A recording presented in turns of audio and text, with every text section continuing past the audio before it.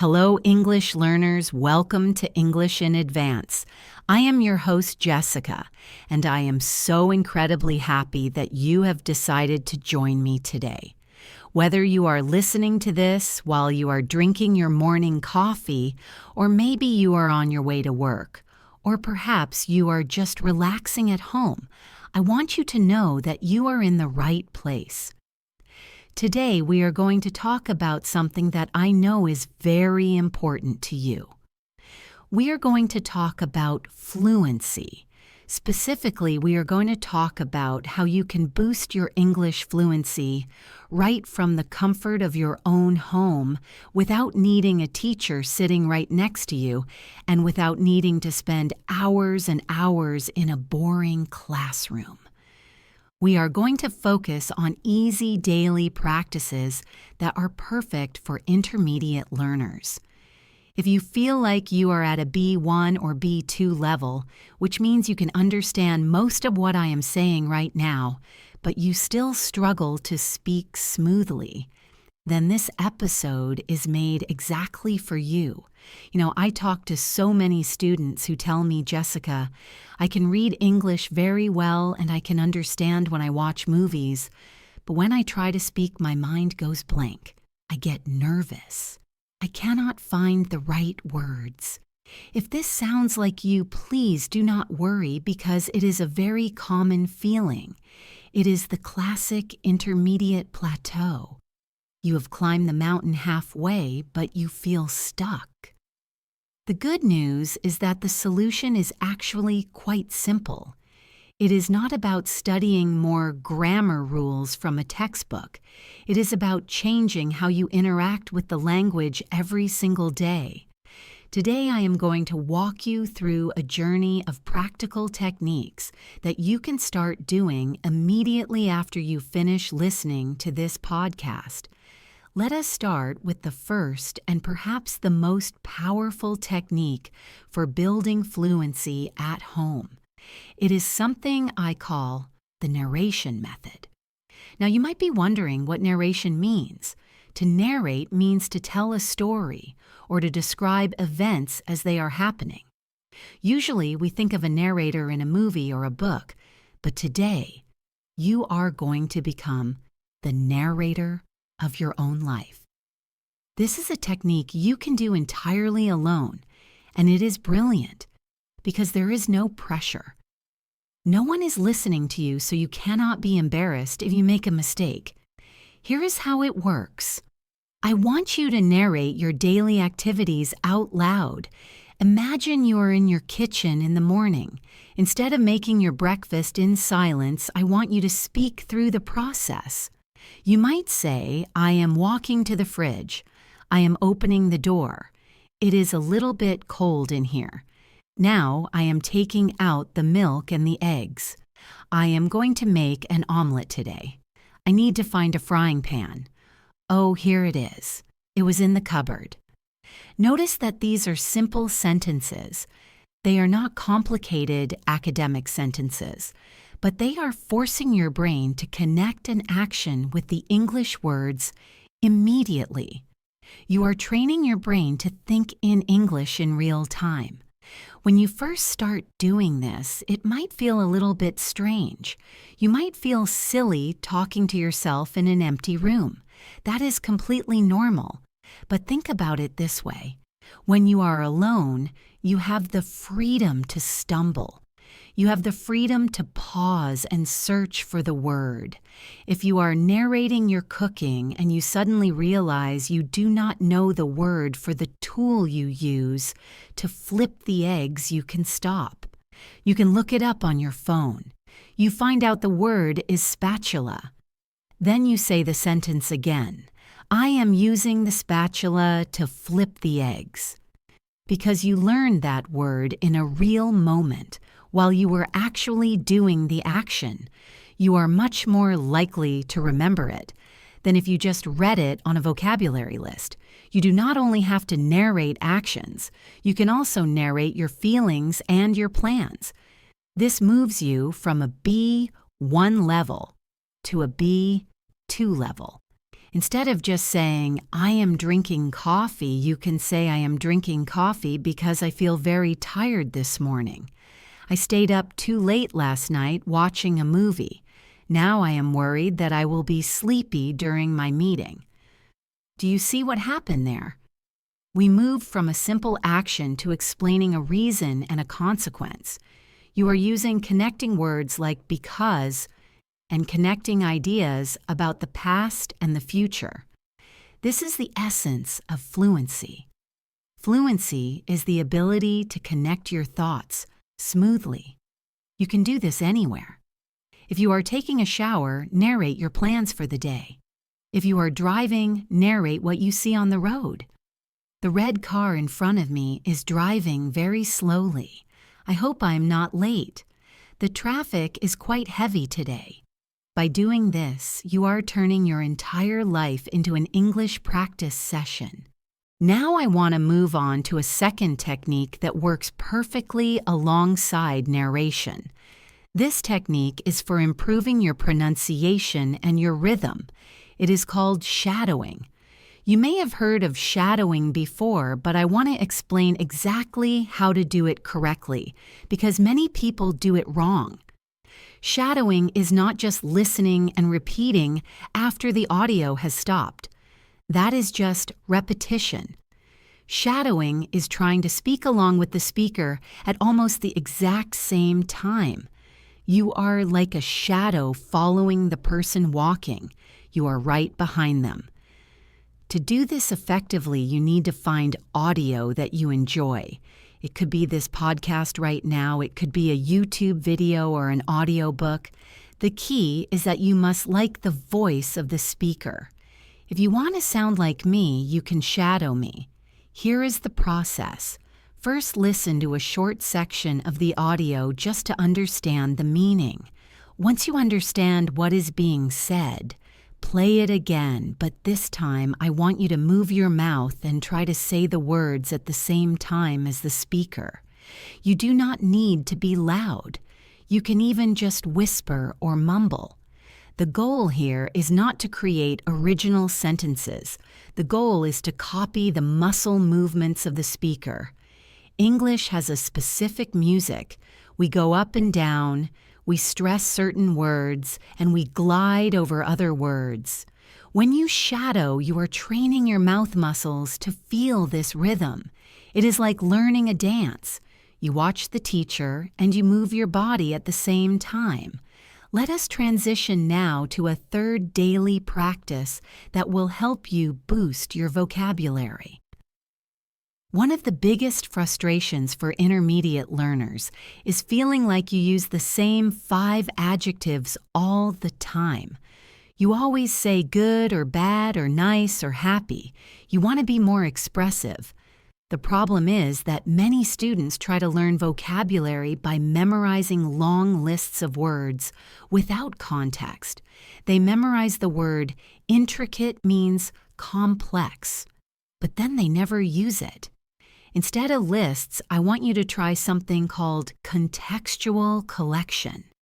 This means you only learn words that you actually encounter in real life, or that you actually need to express a specific thought. Keep a small notebook with you, or use the Notes app on your phone. Throughout your day, whenever you want to say something in English, but you get stuck because you do not know the word, write down the concept in your own language, or write down a simple explanation. For example, maybe you are looking at the sky and it is not just cloudy, but the clouds look very dark and heavy like a storm is coming. You want to describe that, but you only know the word cloudy. So you write down heavy, dark clouds. Later, when you have time, you look this up. You might find the word overcast or the word gloomy. Now here is the important part. Do not just write the word overcast and the definition. You must write a sentence that is true for your life. Write today, the sky was overcast and it made me feel a bit sleepy. By connecting the new word to a real memory and a real feeling, you are cementing it in your brain. I want to talk about one more mental shift that is crucial for moving from intermediate to advanced. It is the practice of thinking in English. I know this sounds difficult. You might say, Jessica, I cannot think in English because my vocabulary is not big enough. But actually, you can start thinking in English even with a very small vocabulary. The mistake people make is trying to translate complex thoughts from their native language into English. That is too hard. So you must simplify. When you have a thought, try to dumb it down. Make it simple. If you are looking at a complicated spreadsheet at work and you think in your native language that this data is inconsistent and requires further analysis, that is a hard sentence. Try to think the simple English version. This data is wrong. I need to check it again. That is thinking in English. It is effective. It is fast. It gets the job done. Now let us go deeper into the narration method with some specific scenarios so you can see exactly how to apply this to your life. I want to walk through a typical day with you and give you the exact scripts and sentence structures you can use. Let us imagine it is early morning. The sun has just come up and you are still in bed. This is actually the perfect time to start your English practice because your brain is fresh. Before you even open your eyes, you can start your internal narration. You might say to yourself, I am awake, but I do not want to get up yet. The bed is so warm and comfortable. I can hear the birds singing outside my window. That is a great start. Now imagine you are actually getting up. Do not just say, I stand up. Add more detail. Say I am sliding my feet into my slippers because the floor is cold. I am stretching my arms over my head to wake up my body. I am walking to the window to check the weather. It looks like it is going to be a sunny day today, so I do not need my umbrella. Notice how we are connecting the action with the reason. You are wearing slippers because the floor is cold. Now let us go into the kitchen. The kitchen is full of verbs. There is chopping and boiling and frying and pouring and stirring. Let us pretend you are making coffee and toast. Narrate the sensory details. Say I can smell the coffee brewing. It smells strong and rich. I am putting a slice of bread into the toaster. I have to wait for 2 minutes. While I wait, I will get the butter from the fridge. Oh no, the butter is too hard. It will be difficult to spread. I should have taken it out earlier. Did you hear that last sentence? I should have taken it out earlier. That is a complex grammar structure called a modal verb of lost opportunity. But you do not need to study a textbook to learn it. You just need to realize you made a small mistake with the butter and say it. Let us transition now to your commute. Whether you drive a car or take a bus or walk, this is a goldmine for fluency practice because the world around you is constantly changing. If you are driving, narrate the traffic. The car in front of me is braking suddenly. I need to slow down. The traffic light is turning yellow. Should I stop or should I go through? I think I will stop just to be safe. Now I am waiting for the green light. I see a pedestrian crossing the street. She is walking a very small dog. The dog looks like it is happy to be outside. If you are on a bus or a train, look at the people around you. Play a game called The Detective. Look at a stranger and try to guess their story. That man is holding a briefcase and looking at his watch. He looks stressed.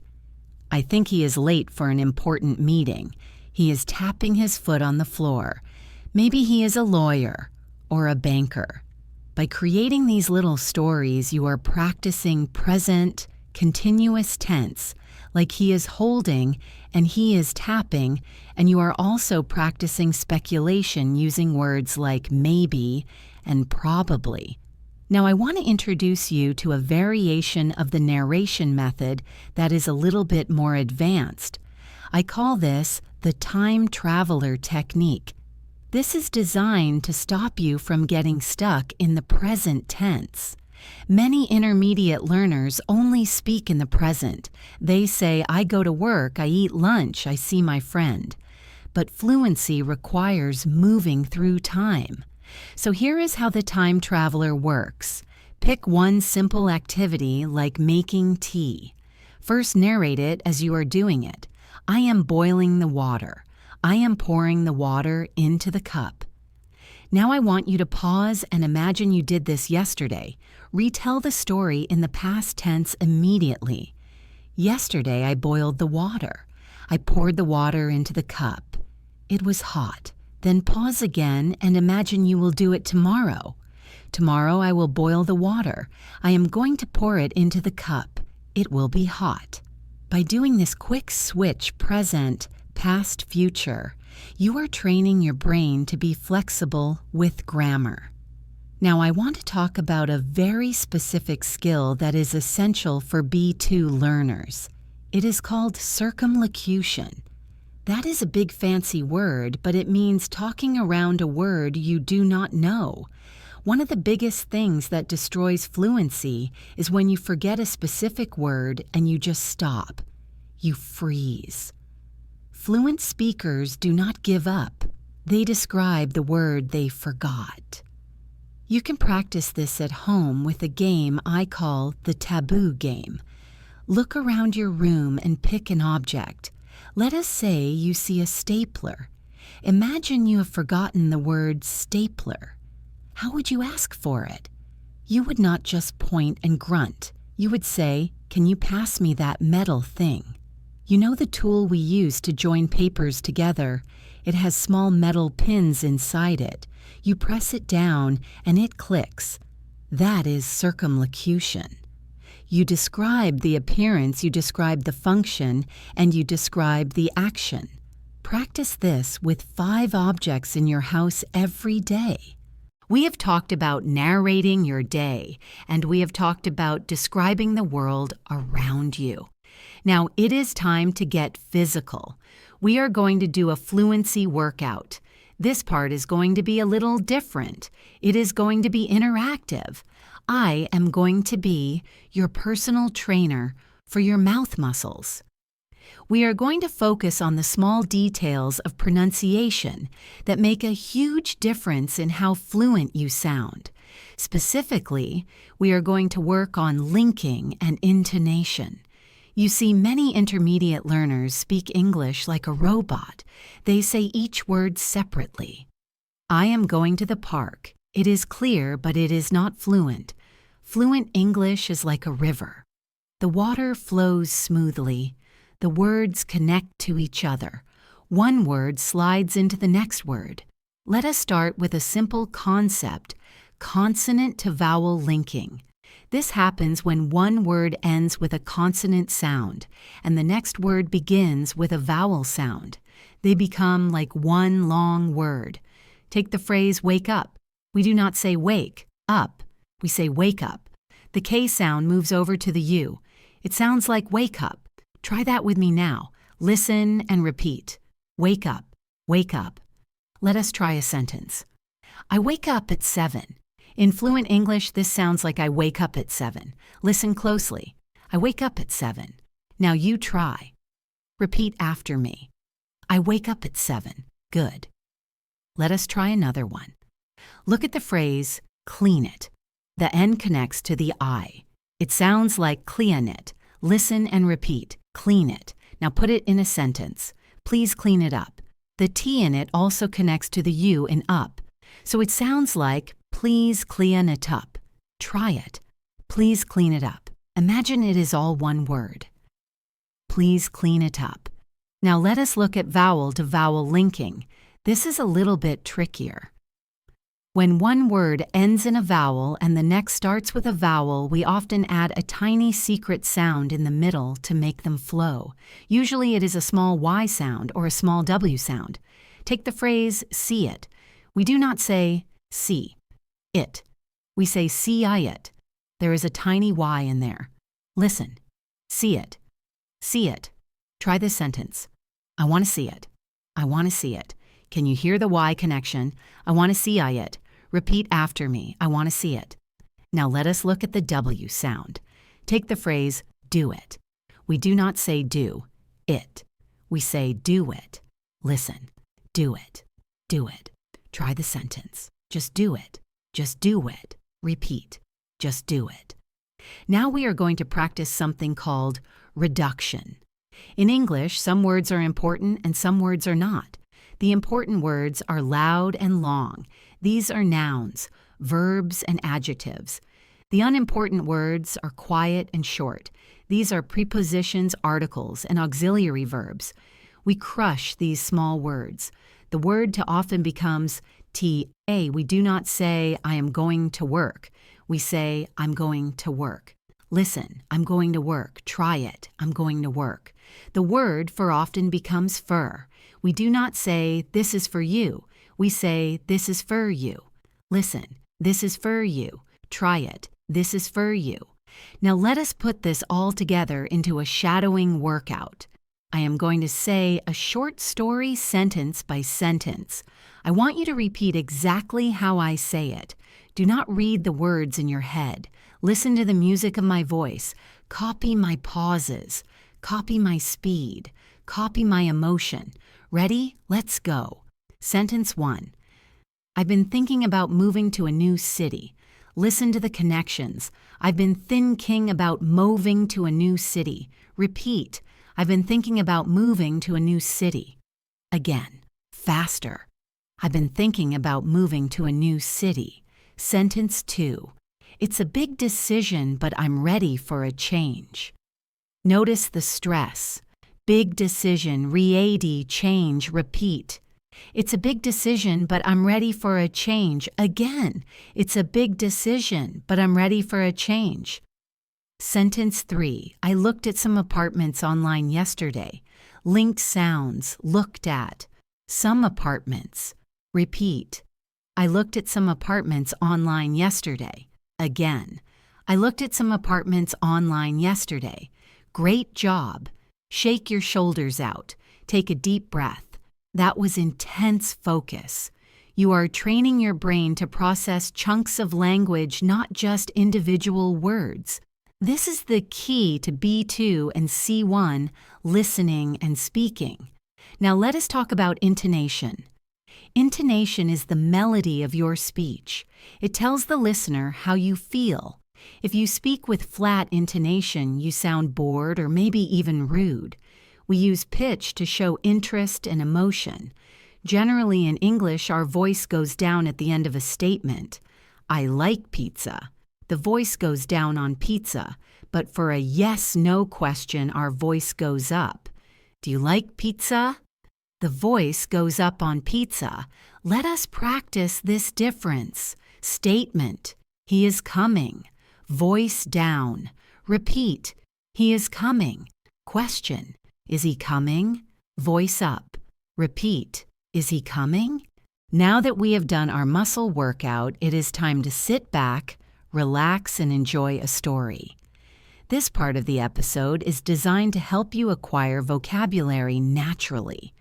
You see, the best way to learn new words is not from a list. It is from a story. When you hear a word in a story, your brain creates a picture. That picture helps you remember the meaning much better than a translation. I am going to tell you 3 short stories today. Each story is about a different topic and contains specific B2 and C1 level idioms and expressions. I will tell the story first, and then we will pause and look at the key phrases together. Let us begin with story number 1. This story is about a travel disaster. We've all had them right. Last summer, my friend Sarah decided to go on a solo trip to Italy. She'd been planning this for months. She wanted to see the Colosseum and eat authentic pasta. But from the moment she stepped foot in the airport, things started to go south. First, her flight was delayed by 4 hours.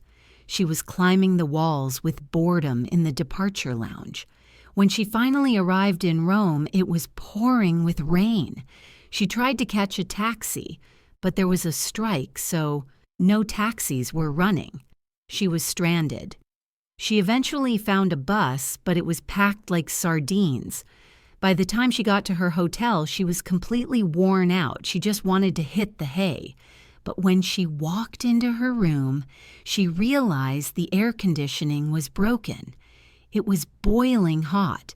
She called reception, but they said their hands were tied because the maintenance man had gone home. Poor Sarah. She thought her holiday was ruined.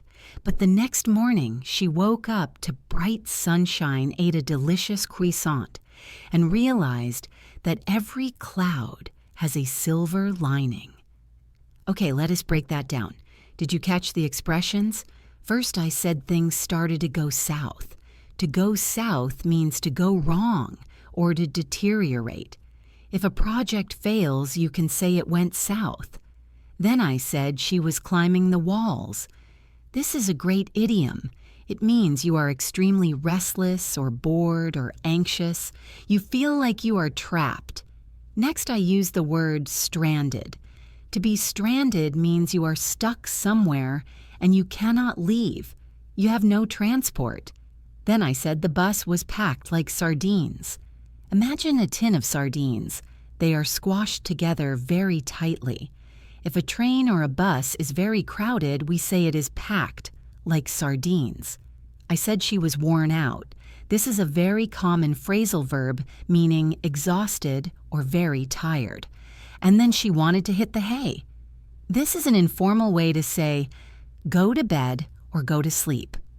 The receptionist said, my hands are tied. This means I cannot help you. I have no power in this situation. The rules or the circumstances stop me from helping. Finally, every cloud has a silver lining. This is a beautiful proverb. It means that even in a bad situation, there is usually something good or hopeful. The bad situation is the cloud, but the hope is the silver bright edge of the cloud. Let us move to story number 2. This story is about a workplace challenge. Tom was working on a very important project. He had to give a presentation to the big bosses on Friday. He wanted everything to be perfect. He spent all week preparing. He was burning the candle at both ends, staying up late every night. On Thursday, his colleague Mike came to him and said, Tom, I think you are overthinking this. You need to cut corners if you want to finish on time. Tom refused. He wanted to do a thorough job. But on Friday morning, disaster struck. His computer crashed and he lost his slides. He went into a panic. He had to improvise. He walked into the meeting room and decided to just speak from the heart. To his surprise, the bosses loved it. They said his speech was compelling and authentic. Tom realized that sometimes you just have to roll with the punches. Let us look at the vocabulary here. Burning the candle at both ends. This means working very hard early in the morning and late at night. You are exhausting yourself. Cut corners. This means to do something in the easiest or cheapest way, often by ignoring rules or quality. If you build a house and use cheap materials, you are cutting corners. Compelling. This is a strong adjective. It means very interesting and exciting. If a movie is compelling, you cannot stop watching it.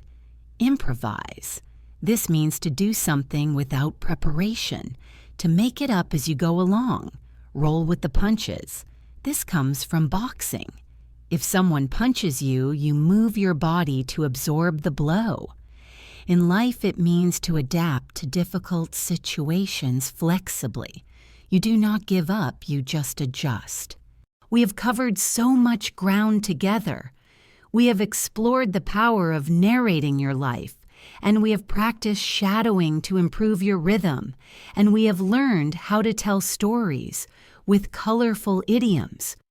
But I know what often happens with podcasts. You listen and you feel inspired and you think, yes, I am going to do this. And then the episode ends and you go back to your busy life and you forget. I do not want that to happen to you. I want you to take action, real tangible action. So I have designed a specific 7-day fluency challenge for you. This is a schedule that you can follow starting tomorrow. It is not overwhelming. It does not require hours of study. It requires just 15 to 20 minutes a day. But if you stick to it for 1 week, you will prove to yourself that you can integrate English into your daily life. Let us look at Monday. Monday is often a busy day, so we are going to start with something simple. Monday is narration day. Your task is to pick just one routine activity that you do every single morning. It could be making your bed or brewing your coffee or walking to the bus stop. For that one activity, I want you to narrate every single step out loud. Do not worry about grammar. Just focus on the flow. Say, I am pulling up the sheets. I am fluffing the pillows. I am smoothing out the blanket. If you get stuck on a word, do not stop. Just describe it or skip it. The goal for Monday is simply to break the silence. You need to get used to hearing your own voice speaking English in your own home. Moving on to Tuesday. Tuesday is shadowing day. I want you to find a short piece of audio. It could be a clip from this podcast or a video from YouTube or a scene from a movie you love. It should be no longer than 2 minutes. Your task is to listen to it 5 times. The first time, just listen.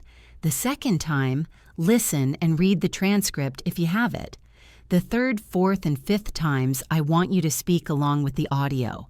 Try to match the speed exactly. Try to match the emotion. If the speaker sounds angry, you sound angry. If they sound happy, you sound happy. This is acting. On Tuesday, you are an actor. This will wake up your mouth muscles and help you with that linking and reduction we talked about earlier. Then comes Wednesday. Wednesday is Vocabulary Collector Day. On this day, you are going to be a hunter. Your goal is to catch 3 new words or phrases from your environment. You might see a word on a billboard or hear a phrase in a song, or maybe you read something in an email. Write these 3 words down in your phone notes. But here is the rule.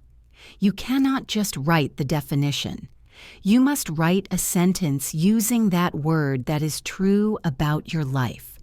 If you learn the word exhausted, do not write. Exhausted means tired. Write, I am exhausted today because my baby woke up at 3 in the morning. By making it personal, you make it memorable. Thursday is thinking day. This is the day you challenge your inner monologue. For one specific journey, maybe your commute to work or your walk to the supermarket, you are strictly forbidden from thinking in your native language. You must force your brain to switch tracks. Look at the world and label it in English. Look at the sky. Look at the traffic. Look at the trees. Keep the sentences simple. That tree is tall. That car is blue. The wind is cold.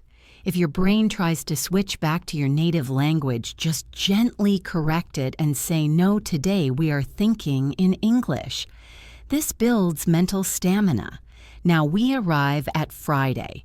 Friday is circumlocution day. This is the game where you describe words you do not know. I want you to play the taboo game with yourself for 5 minutes while you are making dinner or relaxing. Look around the room and pick 5 objects. Pretend you do not know their names. Describe them out loud. Look at your refrigerator and say, this is the big white machine where we keep food cold. Look at your television and say, this is the black screen we watch movies on. This is excellent training for those moments in real conversation when you forget a word. It gives you the confidence to know that even if you forget vocabulary, you can still communicate. Saturday is the big one. Saturday is the English hour. Since you likely have a bit more free time on the weekend, I want you to set a timer for 60 minutes. During this hour, you must consume only English content. Watch an episode of a series without subtitles in your native language. Listen to an English podcast while you clean the house. Read an English article. Immerse yourself completely. If you have family members, ask them to support you or just put on your headphones and enter your own English world. This hour of immersion helps your brain get into the flow state where you stop translating and start understanding directly. Finally, we reach Sunday. Sunday is reflection day. This is crucial. I want you to record a short audio diary entry on your phone. It only needs to be 2 minutes long. Talk about your week. Talk about which challenge was hard and which one was easy. Talk about how you feel about your progress. Listen to the recording. Be kind to yourself. Do not criticize your accent. Just notice that you are speaking. You are communicating. You have completed a whole week of intentional practice. That is a massive achievement. Because you have stayed with me this long, I have prepared a special bonus section just for you. In this section, we are going to open the hood of the car and look at the engine. We are going to talk about the specific grammar structures that make you sound advanced. I know grammar can be boring if we just look at rules in a book, but today we are going to look at grammar as a tool for storytelling. We are going to explore 3 specific areas that often trip up B2 learners: the magic of conditional sentences, the power of phrasal verbs, and the subtlety of prepositions. Let us start with conditional sentences. I call this the what-if game. Many intermediate learners stick to the present tense because it feels safe. But life is full of possibilities and regrets and dreams. To express these, you need conditionals. Let me tell you a story to show you how they work in real life. Imagine a man named John. John buys a lottery ticket every week. He holds the ticket and he dreams. He says to himself, "If I win the lottery, I will buy a boat." Notice the grammar there. If I win, I will buy. This is the first conditional. It is a real possibility. He has the ticket in his hand. It could happen. But now imagine John is talking to his friend about a fantasy. He knows he probably won't win, but he likes to imagine. He says, "If I won the lottery, I would buy a boat." Notice the change. Win becomes won. Will becomes would. This is the second conditional. It is hypothetical. It is a dream. He is imagining a different reality. The meaning has shifted from a plan to a daydream. Now let us look at the sad part of the story. The lottery draw happens on Saturday night. John forgets to check the numbers. On Sunday morning, he looks at the newspaper and he sees the winning numbers. They are his numbers. But he looks for his ticket and he cannot find it. He realizes he left it in his jeans pocket and he washed his jeans. The ticket is destroyed. Now he has a regret. He says, "If I had checked the ticket yesterday, I would have won the money." This is the third conditional. It is about the past. It is impossible to change. We use had plus the past participle. If I had checked. And we use would have plus the past participle. I would have won. Now I want to move on to the second pillar of our masterclass, which is phrasal verbs. I know you hate them. Everyone hates them. There are so many, and they all look the same. But native speakers use them constantly. The verb get is the king of phrasal verbs. You can tell an entire story just using the word get. Let me prove it to you. Listen to this story about a woman named Mary. Mary got up at 7 o'clock. That means she left her bed. She got on the bus at 8 o'clock. That means she entered the bus. She got off the bus at 9 o'clock. That means she exited the bus. She got into trouble with her boss because she was late. That means she had a problem. She tried to explain, but she couldn't get through to him. That means she couldn't make him understand. She decided to get over it. That means she decided to stop feeling sad about it. She went back to her desk and tried to get on with her work. That means to continue working. At 5 o'clock, she got together with her friends. That means she met them. They talked about how hard it is to get by in the city. That means to survive financially. Did you hear that? Get up, get on, get off, get into, get through, get over, get on with, get together, get by. It is incredible how flexible this one word is. Instead of trying to memorize a list from a dictionary, I want you to group them by story. Now let us tackle the third pillar, prepositions of place and time. In, on, at. These three small words cause more headaches than anything else. Let us try to visualize them logically. Think of at as a specific point, like a dot on a map. Think of on as a surface or a line. Think of in as a container or a 3D space. Let us apply this to time. At is for a specific time on the clock, at 5 p.m., at noon. It is a precise dot in the day. On is for a day. On Monday, on my birthday. A day is like a surface on the calendar. In is for a longer period. In July in 1990, in the morning. These are containers of time. Now let us apply this to place. I am at the bus stop. It is a point on the map. I am on the bus. This is tricky. Why on? Because you can walk on it. The rule of thumb for transport is if you can stand up and walk, you are on it. You are on a bus, on a train, on a plane, on a ship. But if you have to sit down and crouch, you are in it. You are in a car, in a taxi, in a helicopter. So you get in the car, but you get on the bus. And now, as we approach the very end of our session, I want to slow down the pace. We are going to create an audio glossary together. I have selected the most important and useful words and phrases from our entire time together today, plus a few extra ones that are essential for B2 learners. I am going to explain them clearly and give you one more example for each so they really stick in your memory. Let us start with the word intricate. This means very complicated or detailed. Instead of saying the design was complex, say it was intricate.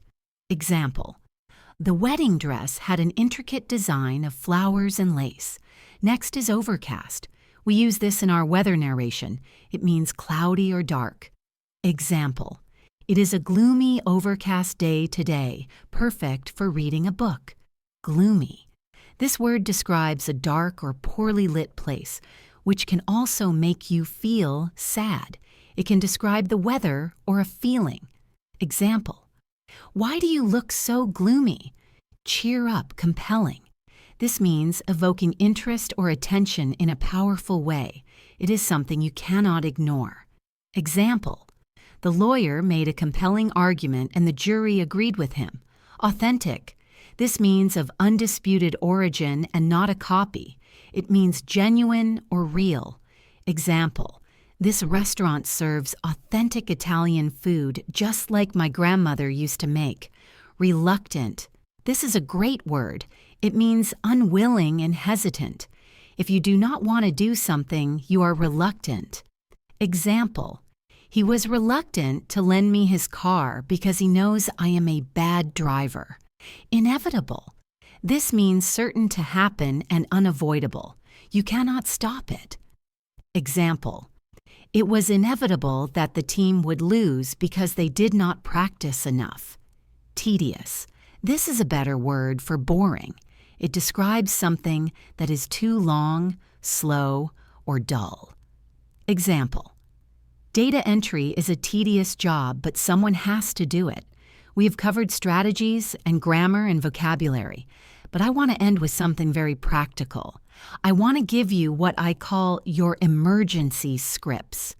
We all have that nightmare scenario. You are speaking to a native speaker and suddenly you do not understand what they said. Or they ask you a question and your mind goes completely blank. You freeze, you panic. The silence feels like it lasts for hours. This is the moment where many learners lose their confidence. But it does not have to be that way. You just need a script. You need a pre-memorized phrase that you can use automatically without thinking to save the conversation. These phrases are your safety net. Let us start with the most common emergency. You did not hear or understand what the other person said. Please do not just say what. It sounds aggressive. And do not just smile and nod if you do not understand, because that can lead to very embarrassing misunderstandings. Instead, I want you to memorize these 3 polite alternatives. The first one is, I am sorry I didn't quite catch that. This is beautiful because it sounds casual and polite. Catch here means hear or understand. I didn't quite catch that.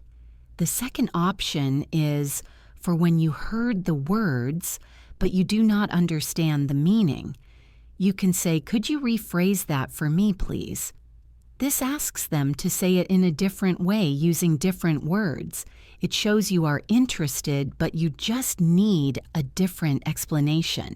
The third option is for when they are speaking too fast. Do not say, you speak too fast. That sounds like an accusation. Say, would you mind slowing down a little bit? I want to make sure I understand everything. This puts the focus on your desire to understand, not on their bad habit. Now let us look at the second emergency scenario. Your mind goes blank. They ask you a difficult question like, what do you think about the global economic situation? And you have no idea what to say. You need time to think. You need to buy time. If you stay silent, it gets awkward. So use a stalling phrase. You can say, that is a really interesting question. Let me think about that for a second. This buys you 5 seconds. You can say, well, it is hard to say, but, and hold the but sound while you think. You can say, how can I put this? This tells the listener that you have the idea, but you are searching for the right words. It signals that you are still in the conversation, you have not left the building. If you are still listening, you are truly dedicated to mastering this language, and I honor that commitment. We've spoken a lot about how you speak, but now we must turn our attention to how you listen. Listening is often the hardest skill for B1 and B2 learners. In this section, we are going to enter the listening lab. We are going to break down why native speakers sound so fast and how you can train your ears to catch every single word. The secret is not that we speak fast. The secret is that we speak efficiently. We change the sounds of words to make them easier to say. If you expect a word to sound exactly like it does in the dictionary, you will never hear it. Let us start with the most important sound in the English language. It is not A, E, I, O, or U. It is a sound we call the schwa. The schwa is a lazy sound. It sounds like It is very short and very weak. In English, we stress the important syllables and we destroy the unimportant syllables. We turn them into schwas. Let us look at the word banana. You probably think it has 3 A sounds, ba-na-na, but it does not. The first A is a schwa. The last A is a schwa. Only the middle A is a real A. We say bu-na-nu. Listen to the difference. Not ba-na-na, but bu-na-nu. If you listen for banana, you might miss it. If you listen for bu-na-na, you will catch it. Let us look at the word computer. It looks like computer, but the O is a schwa. The E is a schwa. We say kum, pyu, tur. The stress is in the middle. The ends are weak. This happens in almost every sentence. Look at the word to. In a sentence, it almost always becomes to. I am going to work. Look at the word for. It becomes for. This is for you. This is why you cannot understand fast speech. You are listening for the full, strong vowels, but the speaker is using lazy schwa vowels. Now I want to talk about another listening challenge, which is cultural nuance. Sometimes you understand every word in the sentence, but you still do not understand the meaning. This is because English speakers, especially in the UK and the US, often do not say exactly what they mean. We use softeners. We hide our true meaning to be polite. This is called reading between the lines. Let me tell you a story about a workplace situation to illustrate this. This is a story about a manager named David and an employee named Lisa. Listen carefully to the dialogue. Lisa submits a report to David. David reads it, and he says, "This is an interesting start, Lisa. I have a few minor comments.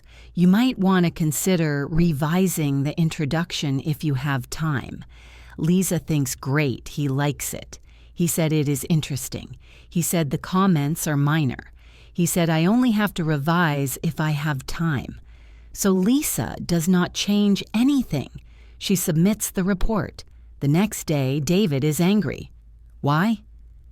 Because Lisa translated the words literally. She did not translate the culture. When David said this is an interesting start, he meant this is not finished. When he said I have a few minor comments, he meant I have some corrections you must make. When he said you might want to consider revising, he meant you definitely need to revise this. And when he said, if you have time, he meant make time. This is the code of polite English. We rarely give direct orders. We disguise orders as suggestions. You might want to usually means do this. I was wondering if usually means please do. Welcome to the grand finale. We've arrived at the destination of our long journey together. This is the ultimate review quiz.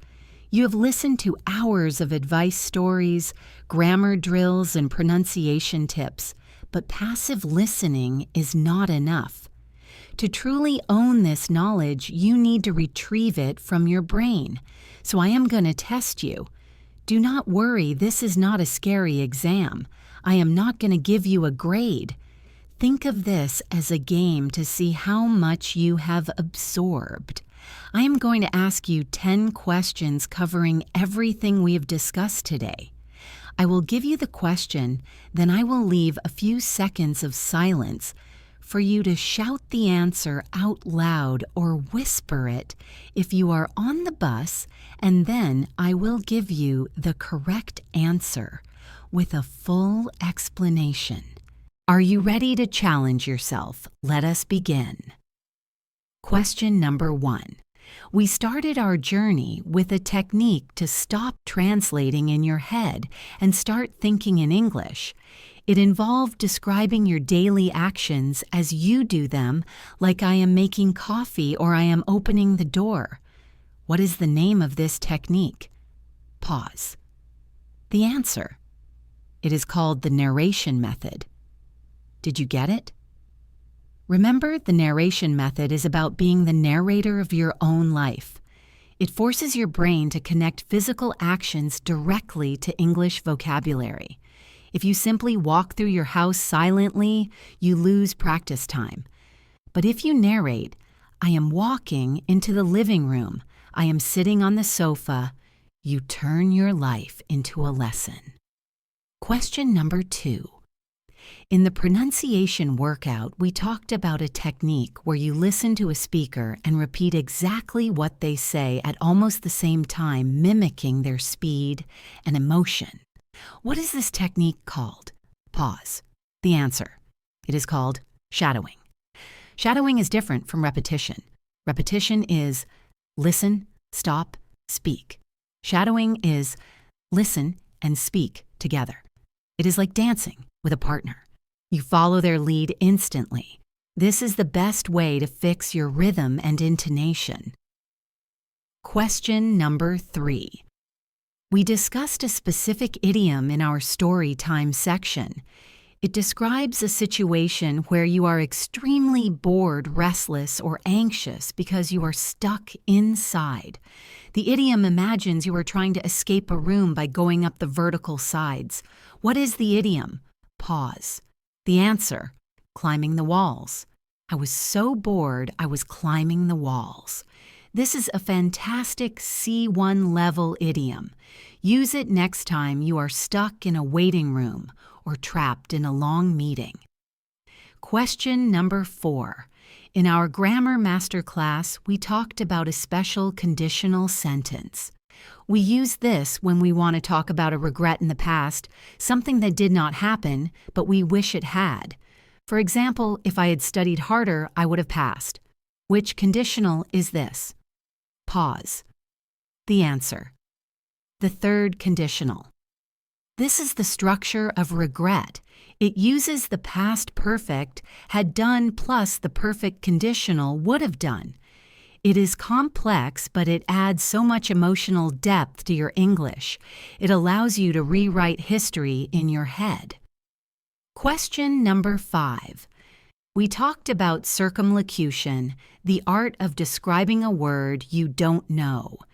In the example I gave, I asked you to imagine you forgot the word for a specific kitchen tool used to drain water from pasta. What were the 2 possible names for this tool? Pause. The answer. A colander or a strainer.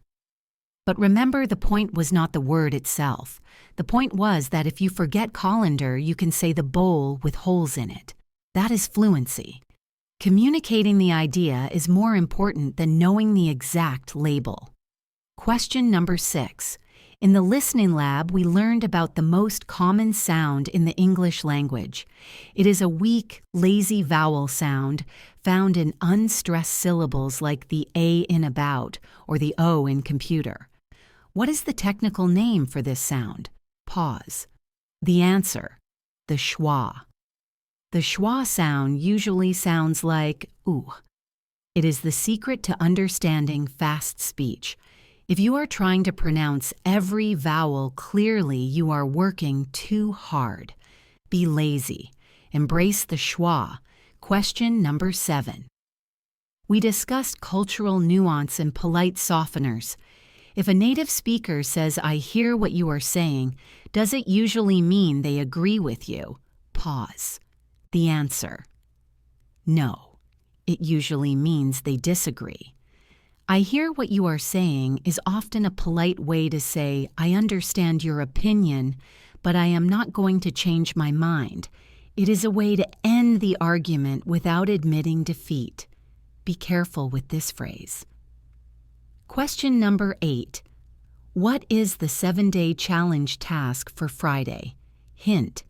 It involves playing a game where you describe objects in your room as if you don't know their names. Pause. The answer. Circumlocution Day. Friday is the day you practice your survival skills. You look at a lamp and say the thing that gives light. You look at a shoe and say the clothing for my foot. This keeps your brain flexible. Question number 9. We learned a specific emergency script for when someone is speaking too fast. Instead of saying, "You speak too fast," which is rude, what polite question did I suggest you ask? Pause. The answer. Would you mind slowing down a little bit? Or could you speak a little more slowly? This puts the request on you, not them. It shows you want to understand, not that you are criticizing their speaking style. Question number 10. This is a vocabulary question. We learned a word that describes something that is very detailed, complicated or complex, like a spider web or a beautiful design on a dress. It starts with the letter I. What is the word? Pause. The answer: intricate. The design was intricate. The plot of the movie was intricate. This is a beautiful advanced adjective that will instantly make your English sound more sophisticated. How did you do? Did you get 10 out of 10? If so, you are an English superstar. You have been paying incredible attention. Did you get 5 out of 10? That is still excellent.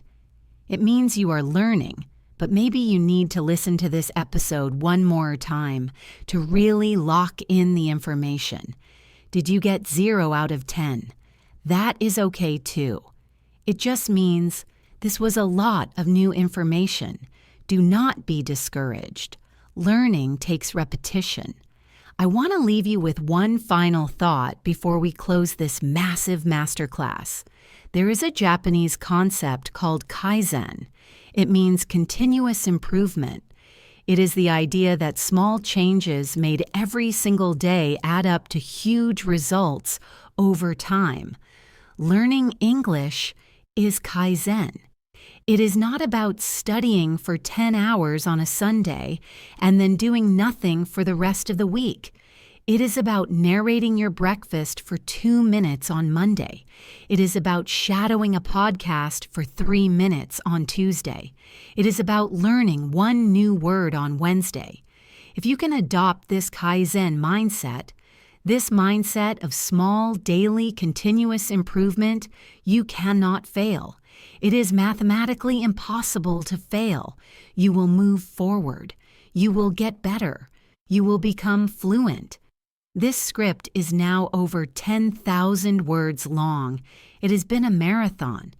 But remember, a marathon is just a series of steps. You just have to keep taking the next step.